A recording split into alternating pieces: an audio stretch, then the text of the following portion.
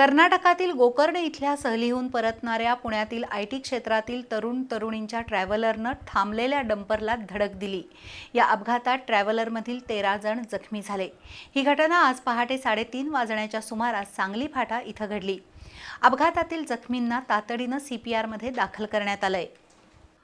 पुण्यातील आयटी क्षेत्रात कार्यरत असणारे सुमारे 16 तरुणी शुक्रवारी रात्री ट्रॅव्हलरमधून गोकर्ण इथे गेले होते। रविवारी रात्री हे सर्वजण पुण्याच्या दिशेनं परतत होते। पुणे-बेंगळूर राष्ट्रीय महामार्गावरील सांगली फाट्याजवळ त्यांचं वाहन आलं। त्यावेळी पहाटे 3:30च्या सुमारास रस्त्याच्या बाजूला उभ्या असलेल्या डंपरला टेम्पो ट्रॅव्हलरची धडक बसली। चालक प्रवीण शिंदे याला समोरचं वाहन दिसलं नसल्यानं हा अपघात झाला। धडकेमुळे ट्रॅव्हलरमधील झोपलेले प्रवासी पुढील आसनावर आपटले, त्यामुळे सुमारे 13 जण जखमी झाले।